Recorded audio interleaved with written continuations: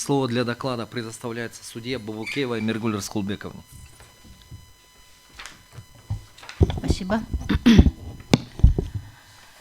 В Конституционный суд, уважаемые коллеги, уважаемые участники процесса, в Конституционный суд Кыргызской Республики 28 августа 2025 года поступило обращение Джолдошева Руслана Кенешевича в интересах Шакировой Танар Душеевны о признании части 6 статьи 271 Уголовно-процессуального кодекса Кыргызской Республики, противоречащей части 1 статьи 61 Конституции. Как следует из обращения и представленных к нему материалов, адвокат Шакировой Танар Джолдошев обратился в Первомайский районный суд города Бишкек с жалобой на действия следователя Управления внутренних дел Первомайского района города Бишкек Абдраева, который постановлением от 12 февраля 2025 года отказал в возбуждении уголовного дела по заявлению его подзащитной гражданки Шакировой в отношении граждан Өмиралиевой Д. и Алы Улу Кайрата. Последние, по утверждению заявителя, подали в правоохранительные органы заведомо ложное сообщение о совершении преступления Шакировой Танар.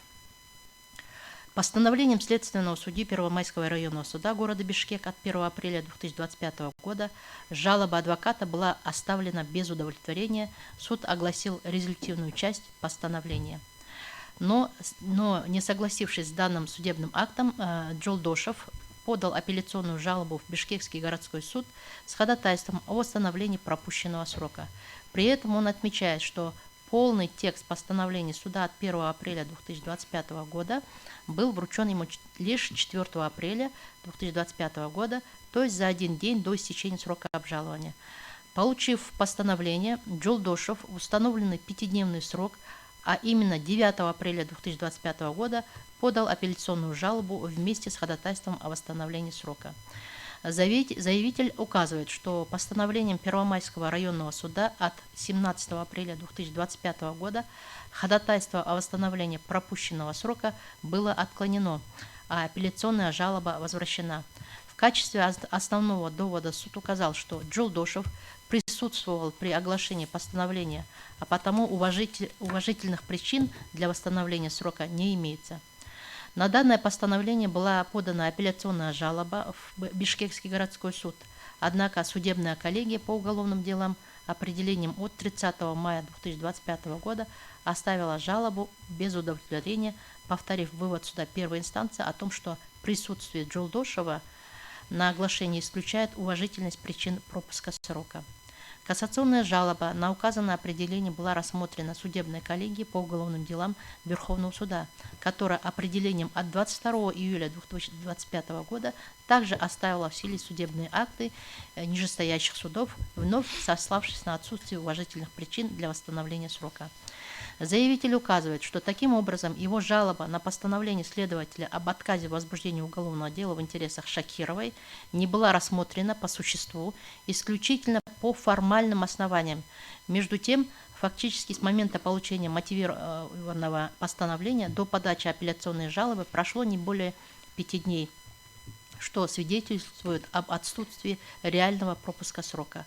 Суды же всех инстанций не учли, что мотивированный судебный акт был выдан адвокату только 4 апреля 2025 года, то есть спустя 4 дня после оглашения.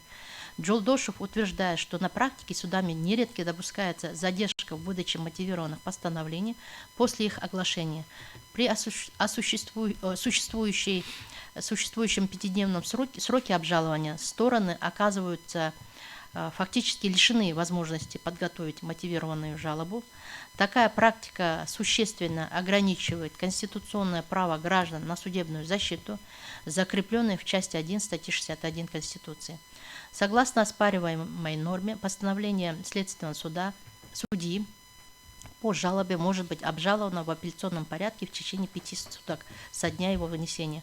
Указанная формулировка фактически связывает начало течения срока с момента оглашения, а не получения мотивированного судебного акта, что создает неопределенность и препятствует реализации конституционных гарантий.